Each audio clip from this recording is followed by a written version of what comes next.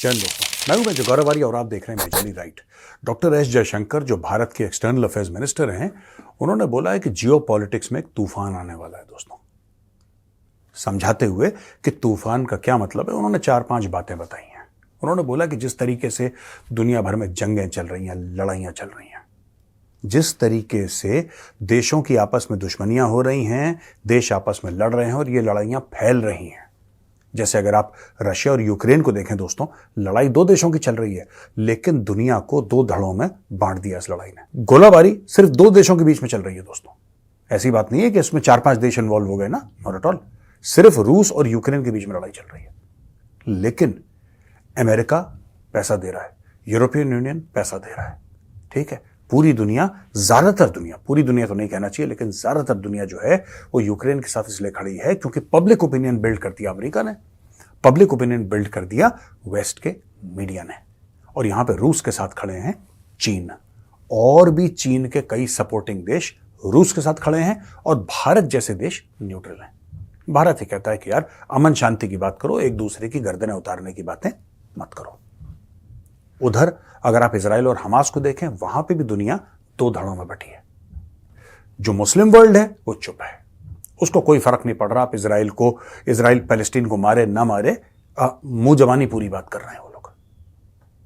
जबान खर्ची जो है उसमें कोई कमी नहीं आई है, उसमें कह रहे हैं 2 स्टेट सोल्यूशन। उनको भी पता है, जो मुस्लिम दुनिया है, खासतौर से अरब दुनिया, जो कि हमास, हिजबुल्लाह, ईरान, हूथियों को बहुत करीबी नजरों से देख चुकी है, उनको यह बात पता है कि जो अपने आवाम हैं उनको खुश रखने के लिए हमें फिलिस्तीन फिलिस्तीन फिलिस्तीन कहना पड़ेगा, क्योंकि आवाम को इतनी नॉलेज नहीं है जितनी हुक्मरान को नॉलेज है। और हुक्मरान को एक बात पता है कि अगर फिलिस्तीनी आते हैं वहां पे 2 स्टेट सोल्यूशन होता है, फिर जाके आग लगेगी।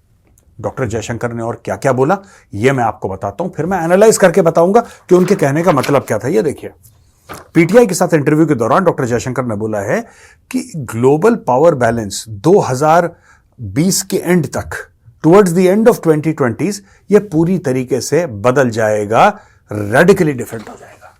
तो साहब ऐसा है कि डॉक्टर जयशंकर का यह कहना है कि जो दुनिया की अभी गणित चल रही है, जो अरिथमेटिक है, अमेरिका टॉप पे बैठा है, चाइना अमेरिका के पीछे पड़ा हुआ है कि हम अमेरिका की जगह ले लेंगे, रूस वहां से लड़ाई कर रहा है, इजराइल हमास की यहां से लड़ाई हो रही है, सी लेन्स जो है वहां पे खतरा है। ये पूरा का पूरा जो समीकरण है, ये बहुत बुरी तरीके से बदलने वाला है अगले 5-6 सालों में। 2024 पे बैठे, बाय एंड ऑफ 2020s, यानी कि 2020s का, यानी कि 28-29 तक ये मैटर रेडिकली बदल जाएगा, और ऐसा बदलेगा कि फिर दोबारा उस पोजीशन पे नहीं आएगा।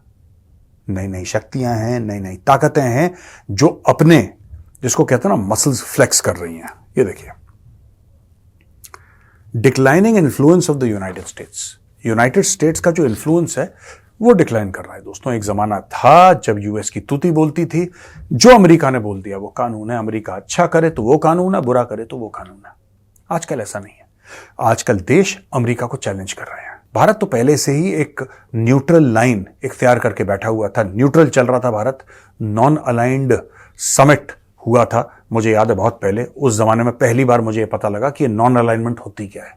मैं बहुत छोटा था उस वक्त, I was very small, and I think 80s में हुआ था इंडिया में, if I am not mistaken. तब मैंने पहली बार पढ़ा था कि ऐसा भी होता है। I was very young at that point in time, लिखने पढ़ने का शौक था, तो मुझे थोड़ा बहुत समझ में आ गया भारत की नीति क्या है। आज भी भारत की नीति वही है, लेकिन थोड़ा सा बदलाव है। भारत एक ऑल्टरनेट पावर सेंटर के तौर पे उभर रहा है दुनिया भर के सामने दोस्तों। India is emerging as a global power centre. क्या ये अमेरिका को पसंद है? नहीं। क्या ये चीन को पसंद है? नहीं। क्या ये और देशों को पसंद है? नहीं।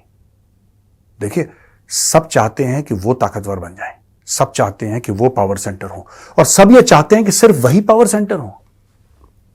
अमेरिका जो है, अमेरिका ये नहीं चाहता कि चीन उठे। अमेरिका ने तो ये सोचा था कि हमने चीन की तरफ 2-4 ऐसे टुकड़े फेंक दिए, ये वॉशिंग मशीन और ये फ्रिज बनाते रहेंगे, कोने में अपनी औकात में रहेंगे, दुआ सलाम करते रहेंगे, हमें मालिक मालिक करते रहेंगे, बाप बाप करते रहेंगे, और ये काम हमारा चलता रहेगा, हम दुनिया पर राज करेंगे। सोवियत यूनियन को तो हमने निपटा दिया लगभग, और निपटा भी दिया था। सोवियत यूनियन जो कि रूस था, it was called the Soviet union, USSR के 15 टुकड़े हो गए थे, उसमें से एक टुकड़े का नाम रशिया भी था। बाकी Georgia, Chechnya, Ukraine, Kazakhstan, Kyrgyzstan, Uzbekistan, Tajikistan, ये क्या था? ये तो सोवियत रूस था पहले। सोवियत रूस टूटा तो 15 देश बन गए। अब 15 देश बन गए तो सोवियत रूस को ठिकाने लगाने के बाद अमेरिका ने सोचा कि boss, we are the sole super power, और जो चीन है अपनी औकात में रहे यार, हमारे टुकड़ों पे पलने वाला है, क्या ही कर लेगा। आज चीन ने पलटवार करा है और अमेरिका और वेस्टर्न यूरोप के जितने भी देश हैं मिलकर कहते हैं कि सबसे बड़ा नेशनल सिक्योरिटी थ्रेट जो है उनको, वो चीन है। अचानक वो चीन जिसकी कोई औकात नहीं थी, वो चीन सिर्फ जो वॉशिंग मशीन बनाता था, फ्रिज बनाता था अपने पश्चिमी आकाओं के लिए, अपने वेस्टर्न मास्टर्स के लिए, जो मशीनें बनाता था, जो चीजें बनाता था, आज वो चीन यूरोप से तो बात ही करना ठीक नहीं समझता। वो कहता है ये घटिया लोग हैं, छोटे लोग हैं।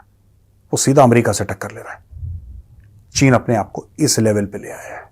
दूसरी तरफ न्यूक्लियर वेपन्स की वजह से दुनिया और अनस्टेबल होती चली जा रही है दोस्तों। आपको पता है नॉर्थ कोरिया का आदेश बीजिंग से आता है। आपको यह भी पता है कि पाकिस्तान का आदेश भी बीजिंग से आता है। और इसी तरीके से कई ऐसे रोग कंट्रीज जो हैं, जो वायलेंट कंट्रीज हैं, इनको पैसा दे के चीन ने अपने कब्जे में कर दिया। पाकिस्तान तो खैर पूरी तरीके से कब्जे में है चीन के। एक किसी जर्नलिस्ट ने कहा था, अगर मुझे मिलेगा तो मैं आपको साथ शेयर करूंगा वो, उसने कहीं कहा था कि China has 2 mad dogs. China के पास 2 पागल कुत्ते हैं, एक पाकिस्तान, एक नॉर्थ कोरिया।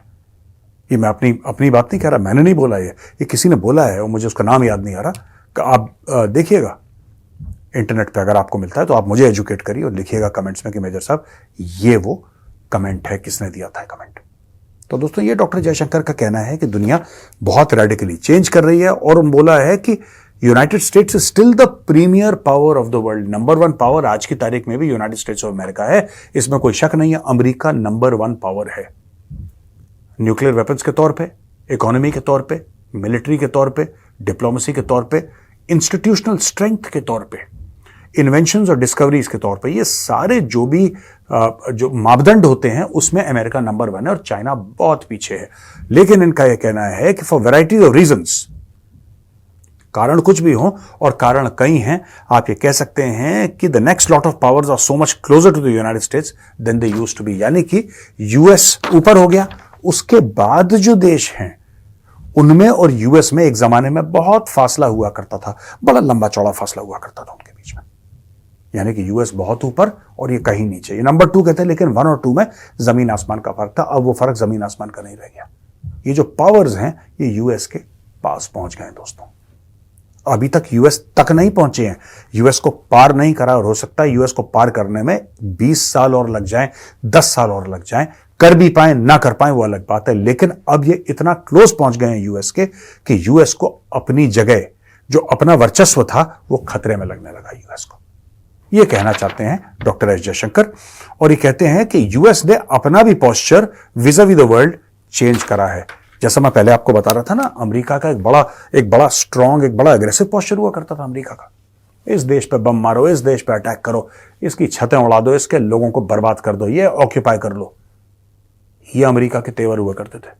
अफगानिस्तान में घुसा तो 20 साल के बाद निकला, पता नहीं कितने साल के बाद निकला वियतनाम से, पता नहीं कब निकला कोरिया से, पता नहीं कब निकला इराक से। कोई हिसाब ही नहीं था अमेरिका का यार। दंदनाते, जिसको सांड होता है ना, दंदनाता हुआ, इसको सींग मारे, इसको पैर मारे, ये अमेरिका के हाल थे। आजकल डॉक्टर जयशंकर का ये कह रहा है कि अमेरिका भी अब वो पुराना अमेरिका नहीं रहा। अमेरिका भी जब कुछ करता है ना, 4 बार सोचता है कि दुनिया क्या कह रही है उसके बारे में। तो ये कह रहे हैं डॉक्टर जयशंकर साहब कि अगले कुछ सालों में, अगले 5, 6, 7 सालों में ये दुनिया पूरी तरीके से जियोपॉलिटिक्स के नजरिए से पूरी तरीके से इसमें फेरबदल होने वाला है।